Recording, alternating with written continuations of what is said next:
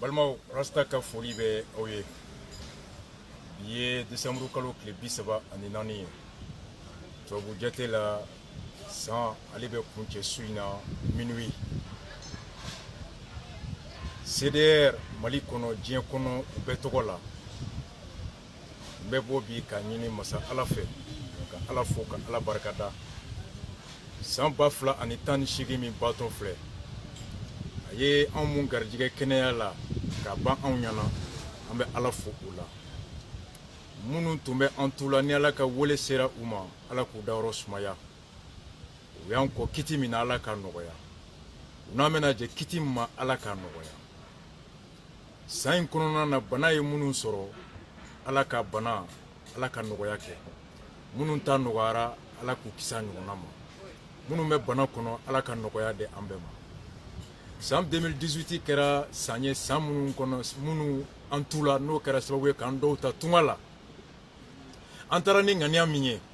Ala ka ŋaniya a latigɛko ɲuman Ala k'o nɔgɔya an ye. Anw minnu bɛ tunga la Ala ka an lakana, Ala k'an kisi tunga a lebu ma, Ala k'an kisi tunga tɔɔrɔ ma, Ala k'an kisi tunga a gɛlɛya ma.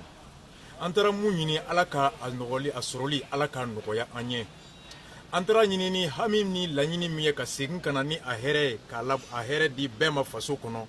Ala k'an bɛɛ ɲuman segin faso kɔnɔ. An taara ka faso to cogo min Ala ka faso b'o dingɛ kɔnɔ. An taara ka faso to cogo min Ala ka faso garijɛgɛ hɛrɛ la. CDR Bureau International ka fara Bamako Mali CDR kan san kura in a kɛra hɛrɛ ye an ma, a kɛra leçon ye an ma, a kɛra fana bɔnɛ ye an ma yɔrɔ dɔ la. Ala bɛ ko o ko kɛ ɲuman b'a kɔnɔ juguman b'a kɔnɔ. Ɲuman b'i sɔn hɛrɛ la yɔrɔ dɔ la, ɲuman b'i sɔn ladilikan na yɔrɔ dɔ la, nka yɔrɔ dɔ fana la ɲuman b'i sɔn hɛrɛ la nka ɲuman t'i sɔn ladilikan na. I bɛ se ka dumuni kɛ i bɛ fa i bɛ lafiya. Nka dumuni in bɔra yɔrɔ min a bɛ se ka kɛ i hakili to yɔrɔ ye. Gɛlɛya min kɛra k'a sɔrɔ i hakili tɛ o yɔrɔ ye, hali mun kɛra sababu ye k'a d'i ma i miiri tɛ jigin k'o barikada, i fara i bɛ wuli i b'i kɔ don. Hali k'a fɔ ko alihamudulilayi ka Ala barikada an caman bɛ ɲinɛ o kɔ. Kɔrɔ dumuni ye hɛrɛ lase an ma nka a man sɔn ladilikan na, a man sɔn ladamu na. Gɛlɛya o gɛlɛya n'a b'i sɔn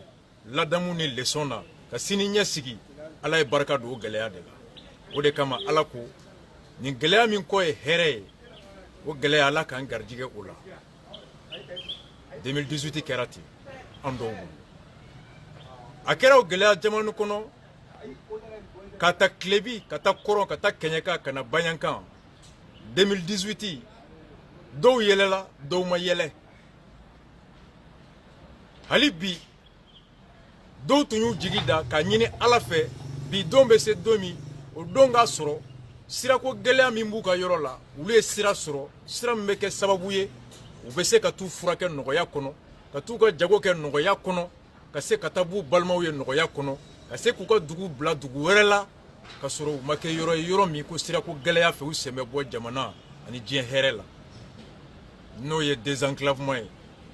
u ka siraw dilan leur permettant d'accéder à des marchés, leur permettant d'accéder à des centres de santé dans le confort, dans la praticabilité la plus idéale, leur permettant de bénéficier de la sécurité, leur permettant de pouvoir nouer et renforcer les liens sociaux à travers la praticabilité. Certains espéraient que ce jour aujourd'hui serait trouvé que Kodougou abora enclavement, désenclavement comme donc fana tunga la yini 2018 bɛ ban bi don min na o don k'a sɔrɔ bana min bɛ olu la u sigiyɔrɔ la o tɛ furakɛ minan min kɔ, o tɛ furakɛ dɔnnibaga min kɔ, o tɛ furakɛ ni musaka min ye Ala ye o dɔgɔtɔrɔso di olu ma k'o minan bila u kɔnɔ k'o dɔgɔtɛrw bila ye ani ka dɔ fara olu ka sɔrɔ ka se k'u yɛrɛ kɛnɛya. La région de Kayate en est une illustration sur ce point-là. En bɔra 2017 Kaye kɔnɔ ka segin 2018 Kaye dugutigi bɛɛ farala ɲɔgɔn kan ka fɔ an ye hami min b'u la entre autres ko ka scanner kɛ Kaye hôpital kɔnɔ, ko ka dialyse appareil kɛ yen. U tun ka laɲini ye u ka duwawu n'u ka miiri tun ye mun ye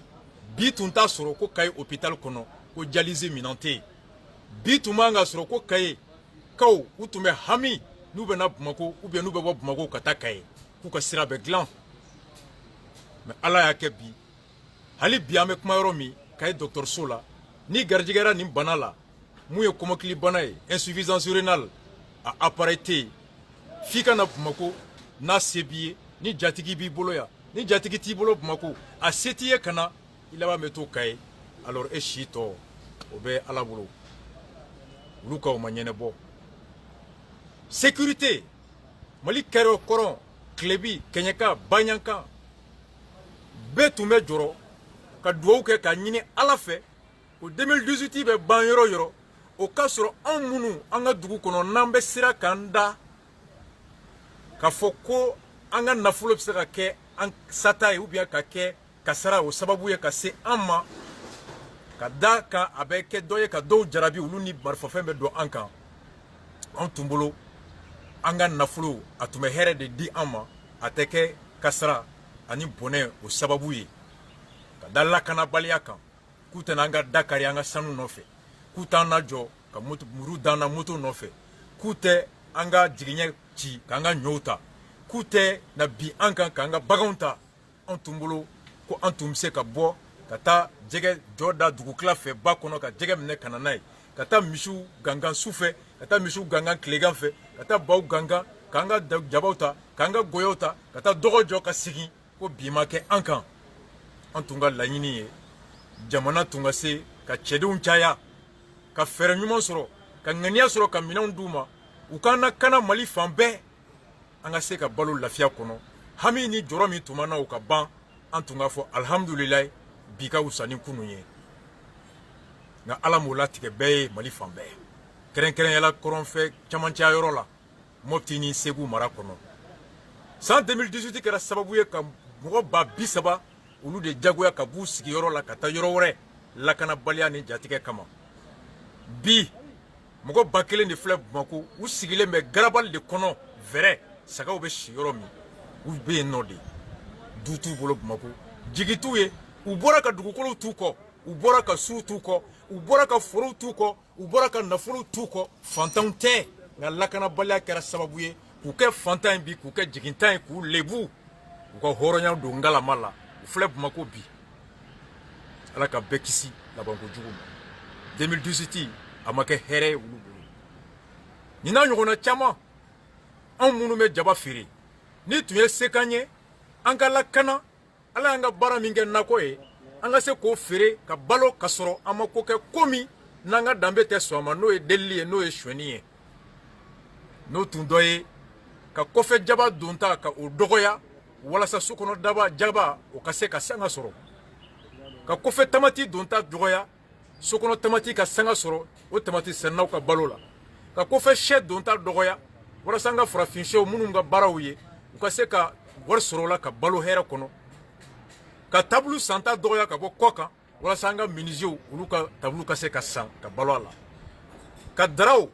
ani daw olu santa bɔ kɔfɛ ka dɔgɔya olu santa dɔgɔya ka bɔ kɔfɛ k'an ka toliyew an'an ka gesedalaw olu ka se ka marché sɔrɔ localement o tun y'an caman ka laɲini ye Ala y'a kɛ bi hali bi an bɛ yɔrɔ min kɔfɛ tamati bɛ don cogo min a bɛ don ten jaba bɛ don cogo min a bɛ don ten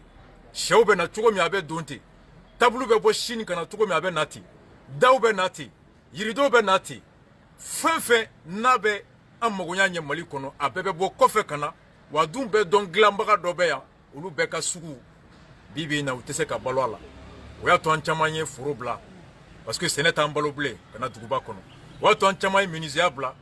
ka d'a kan client tɛ sɔrɔla bilen o y'a to an caman ye toliya bila o y'a to an caman ye jago bila an bɛɛ bɛ Bamako bɛɛ bi mɔgɔ 3 sɔrɔ ka dɔgɔn an cayara balo lakana fiɲɛ fɛrɛ bɔ o miiri kama bi bi in na an caman sɛnnen don 2018 ma kɛ hɛrɛ Ala ka 2019 diya ka tɛmɛ o kan nka 2018 a wolola hɛrɛ fana la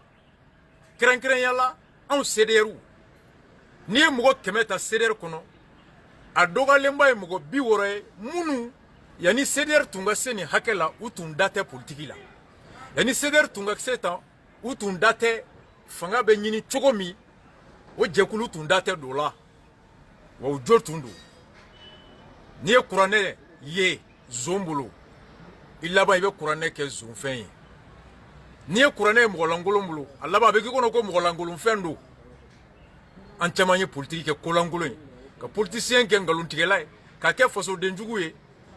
ka da u ye politiki ta ka taa taabolo min na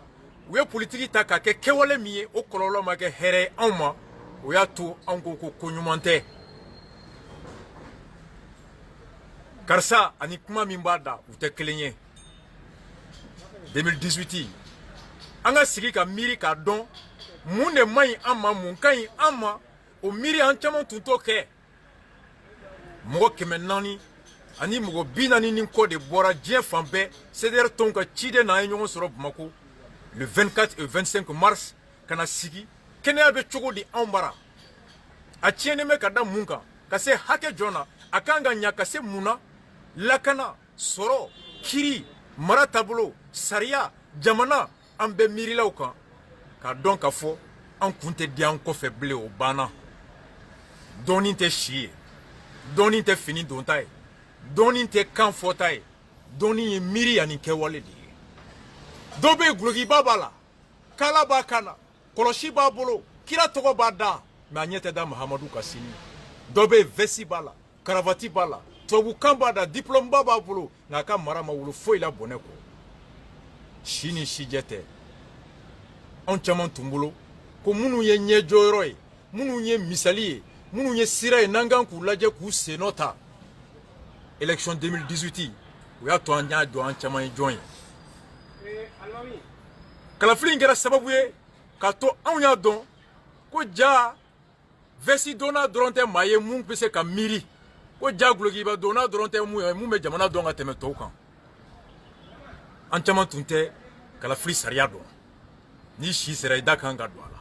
ko n'i ye ko dɔ kɛ i da tɛ don a la fichier électoral an caman kun t'o dɔn an caman kun t'a dɔn k'an bɛ kɛlɛ min na an ka secteur d'activité la ko o latigɛyɔrɔ o ye ɲɛmɔgɔya de ye n'i ma ɲɛmɔgɔ ta o tɛ se ka sɔrɔ n'i b'a fɛ misiri ka jɔ i ka dugu kɔnɔ misiri jɔli o sababu bɛ maa min bolo n'i ko i da tɛ don o tali la ni église dɔnbaga de taara i tɛ misiri sɔrɔ i ka dugu kɔnɔ n'i b'a fɛ église de fana ka jɔ maa min kan ka église jɔ ne ko k'e da tɛ don o tali la i bɛ kunun ka sɔrɔ ni mɔgɔ wɛrɛ taara mun ko église tɛ don o don i bɛ jɛ i ka ala batoli la n'i b'a fɛ ka taa ba kɔfɛ mɔbili mɔgɔ min kan ka mɔbili boli n'i ko k'i da to tali la ni mɔgɔ taara permis tɛ mun bolo n'aw donn'o kun aw bɛ to ba cɛmancɛ la k'i da don ɲɛmɔgɔ tali la o kɔrɔ de ye n b'a fɛ ka mɔgɔ ta ka n ka sini d'a ma maa min ni bɛ tigɛ a la k'a fɔ ko n bɛ mun ɲini a bɛ na se o yɔrɔ la an donna élection na o kama parce que u tun b'a fɔ an ye k'a y'a to anw ma aw ka kalanko anw de b'a miiri aw ka jiko anw b'a miiri aw ka lakana anw b'a miiri aw ka taa kɛ dɔrɔn ka impôt di an ma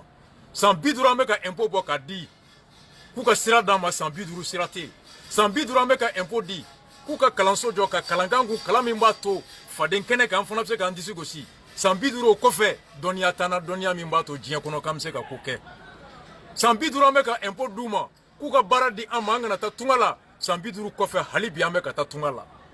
ɲinan mɔgɔ 3,000 de gɛnna ka bɔ kɔfɛ ka na an ko an mɛnna impôt di la ten sa miiri min bɛ ka dɛsɛ o baara la an yɛrɛ b'an da don o miiri la miiri min man ɲi ka kɛlɛ kɛ o miiri kana tɛmɛ miiri min ka ɲi ka kɛlɛ kɛ o miiri de ka kɛ jamana marabaga ye élection kun y'o de ye an da donn'o la a kɛra sababu ye an caman ka dɔn cour constitutionnelle jɔyɔrɔ ye mun ye sariya jɔn b'a kɔnɔ a kɛra sababu ye an caman y'a dɔn CENI jɔyɔrɔ ye mun ye a kɛra sababu ye an caman y'a dɔn kalafili bɛ se ka suɲɛ cogo di a kɛra sababu ye an caman y'a dɔn ka fɔ ko n'an m'an cɛsiri an tɛ se k'an ban impôt sarali ma a bɛ kɛ an na élection in kɛra école ye an ma o kama an bɛ ala fo k'ala barikada même n'an tun ko mun ka ta n'o ma ta a kɛra sababu ye k'a to an caman ye ko dɔ faamu faso jɔ taabolo la mun bi kunun mun tun bɛ kɛ o tɛ kɛ bi kunun mun tun bɛ kɛ o tɛ kɛ bi ni président bɛ yaala bi a bɛ laɲini kɛ fɔlɔ a y'a laɲini CDR bɛ yen a ye hôtel ta mun da man gɛlɛn n'o tɛ n bɛ lebu a bɛ miiri bi ko siɲɛ 2 dɛ a ka bɔli bɛɛ la Faransi kɔsa in na a y'i dogo mɔgɔ ma ye ni Karim bɛ taa a muso bɛ taa Amadou Koyita tout le monde député ministre ni fɛn fɛn bɛ taa u ye kangari de da u ye ko n'a ye farafin yɔrɔ o yɔrɔ k'a y'a bisigi ko CDR dɔ don yana ka kuma fɔlɔ ka don ni maliyɛn tɛ donc u bɛ sanni min kɛ sisan u b'a lajɛ ko siɲɛ 2 u bɛ jigin hôtel min na u b'o lajɛ ko siɲɛ 2 ɔ ni ko min kɛra bi u b'a dɔn sisan nɔ ko ja denmisɛnninw ɲɛ yɛlɛla a kɛra sababuya caman o dɔn 2018 ɲɛna an ma mun fana la a ɲɛna an ma fana ka dɔn anw caman an nana ye k'a fɔ ko ja faso bɛ yɔrɔ min na bi a dan tɛ kalafili don ye an ka impôt o de bɛ président sara o de bɛ ministre sara o de bɛ député sara anw tun bolo mun tun ye ala ye kunun mun tun ye masa ye ni fɛn tɛ bɔ a ma ja anw y'a dɔn ko y'an ka baarakɛden de ye ni hadamaden dar'i yɛrɛ la sira camancɛ o nɔgɔyara ka ban mais n'i tigɛr'i yɛrɛ la i ma bɔ i nɔ yɛrɛ la fɔlɔ prendre conscience que c'est nous qui sommes le peuple, que c'est par nos impôts que nous faisons fonctionner l'État, que c'est par nos impôts que nous payons le président jusqu'au planton, cela nous renforce dans notre conviction et cela nous conforte dans notre position d'exiger qu'on nous rende compte et qu'on gère bien nos deniers publics conformément au contrat social. Cette prise de conscience est la substance, l'indispensable, la condition de toutes les nations pour s'ériger à un niveau de meilleur cadre de vie pour tout le monde. Jamana o jamana kono jamana denw t'a dɔn k'olu ye jamana tigi ye o jamana hɛrɛ ka dɔgɔ mais jamana o jamana kono ni jamana denw y'a dɔn k'olu ta ye jamana ye alors jamana b'a ka u sago la parce que a man ca bɛɛ ka jɛ ka fili a man ca jaba ka fili ni jama ko mun a ka ca ala fɛ tiɲɛ b'o yɔrɔ la donc an y'o faamu élection 2018 fana kɛra sababu ye k'a dɔn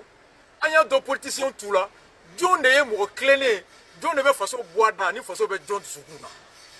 an y'a dɔn qui est qui opposition kɔnɔ jɔn de ye vrai opposant ye majorité la jɔn de ye vrai majorité ye an y'o fana dɔn politicien t'u la si ko tɛ dɛ an y'a dɔn jɔn ye jɔn ye élection 2018 fana nana to an y'a dɔn karamɔgɔw yɛrɛ t'u la jɔn fana ye ala ka karamɔgɔ ye ani jɔn ye fanga ka karamɔgɔ ye jɔn de ye ala ka karamɔgɔ ye jɔn ye nafolo ka karamɔgɔ ye jɔn de ye kuranɛ lafasabaga ye jɔn de ye kuranɛ o exploité baga ye a y'a to an y'a dɔn jɔn ye jɔn ye dulokiba kɔfɛ an y'a to jɔn ye jɔn ye kɔlɔsi kɔfɛ a y'a to an y'a dɔn jɔn ye jɔn ye vɛsi kɔfɛ a y'a to an y'a dɔn jɔn ye jɔn ye jɔyɔrɔ kɔfɛ a y'a to an y'a dɔn jɔn ye jɔn ye 2018 banna bi ala k'a kɛ hɛrɛ la a y'an sɔn nafa min na ala k'a to o nafa an ka se k'o tɔnɔ bɔ 2019 kɔnɔ o kɔrɔ ye di an ye leçon fɛn fɛn sɔrɔ ka kibaruya fɛn fɛn sɔrɔ ka dɔnniya fɛn fɛn sɔrɔ ka miiri fɛn fɛn sɔrɔ 2018 la nafa tɛ kɛ a la ni an ma bila sababu kɔnɔ sababu min bɛ dɔ fara an ka cɛsiri kan ka ɲɛsin faso ma nafa tɛ kɛ nin leçon bɛɛ la fana an ye leçon in bila ka se ka jamana a ɲɛmɔgɔw u jagoya u ka dɔ fara faso a lakanali o mara o kɛko ɲuman kan sɔrɔ yiriwali kɛko ɲuman kan lakana kɛko yiriwali kɛko ɲuman kan kɛnɛya o cayali a n'o ɲali o caman kan nafa tɛ k'a la fana an ye mara kɛcogo kɔlɔsi k'u jagoya jamana dɛrɛmɛ a ka don doncogo ɲuman na a kana taa sira jugu fɛ 2019 ala ka o miiri a n'o fɛɛrɛ n'o dusu di an ma ala ka dusu di an ma dusu min bɛ wolo miiri la ala ka miiri di an ma miiri min bɛ wolo fɛɛrɛ la fɛɛrɛ min b'a to président b'a dɔn ko ni jamanadenw ma fa n'ale fɔlɔ y'i fa jamanadenw ɲɛ k'a ye jamana janfa a ye layidu janfa wa k'a ye masaya jɔyɔrɔ a y'o janfa ala ka 2018 an sɔn fɛɛrɛ ni dusu la dusu min b'a to an tɛ ɲɛmɔgɔ to yen a ka dunni kɔfɛ ka n'an sigi k'an bɛ kule k'an sɔn dusu la dusu min b'a to depuis a tɛgɛ jigin kuma an ka kule walasa tɛgɛ in ni suɲɛta kana bɔ o de ye société civile prévenir contrôler anw ka baaraw de on ne s'assoit pas k'a to qu'on soit mis devant les faits accomplis pour ensuite sortir crier là nous n'aurons an ma se ka nafa fosi k'an jɔyɔrɔ la 2019 ala k'a to CDR cɛ a n'a muso maliyɛn mun bɛ ni miiri ni mali ye mun bɛ mali kanu mali fan bɛɛ diɲɛ fan bɛɛ afiriki jamana fɛn fɛn europe jamana fɛn fɛn amérique jamana fɛn fɛn mali fan o fan a CDR bɛɛ kabini maire ala ka an sɔn dusu ani fɛrɛ la an ka village kɔnɔ commune kɔnɔ cercle kɔnɔ an ka dugu région kɔnɔ ani an bɛ jamana minnu kɔnɔ kɔ kan an ka ambassadeur kɔlɔsi kɔ kan ka carte passeport di carte consulaire di ka carte ninaw sɔrɔli kɛ commune kɔnɔ ka maire kɔlɔsi sale min bɛ minɛ wari min bɛ minɛ a ka don sugu saniyali la a ka don terrain la geli la aka don hôpital ou dispensaire équipé la aka don école so ulu joli anu équipé la demsonu ka kalan kenaya ka soro ji ka dama 2019 ala kanson dusu ani miri ani tabolo la mumbato conseil régional kulu koloshi nafulo o kana don fen wɛrɛ da fɛ ni sigida yiriwali tɛ u ni maire ka collaboration ala ka kɛ jamanadenw u ka hɛrɛ kama k'u kɔlɔsi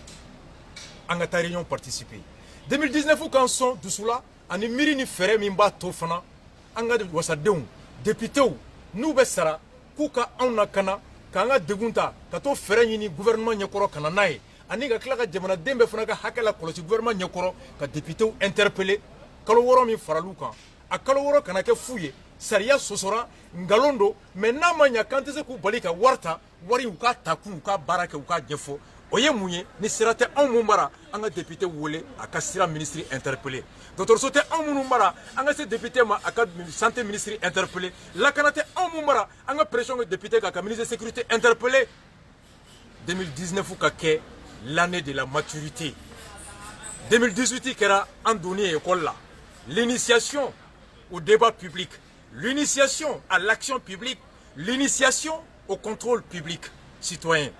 2018, on a été à l'école. Nous avons appris les sujets publics. Nous avons appris à s'intéresser à la chose publique. Nous avons appris à agir sur la chose publique. 2019, nous devons vraiment être ceux qui sont dans la dynamique qu'a agi Kosovo.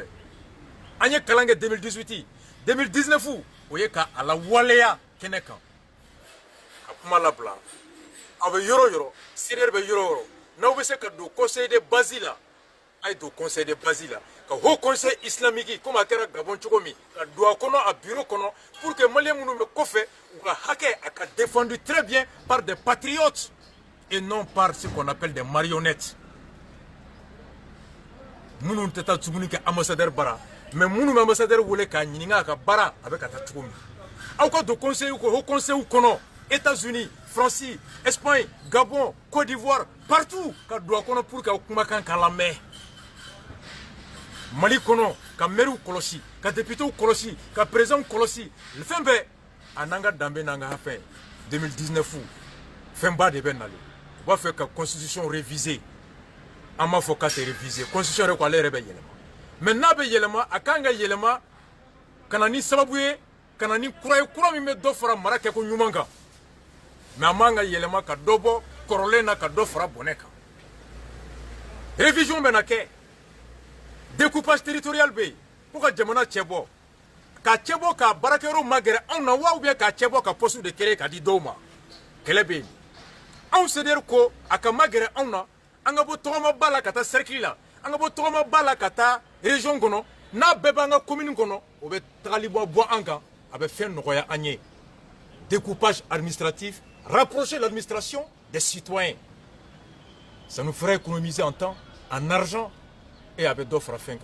Maintenant, quelqu'un de découpage électoral, circonscription électorale, pour que tu aies posé le kéré qui a dit Doma, que Anto Halibi Yorodjan Toromana, n'a fait Allah. N'a fait Allah. Révision Kangake,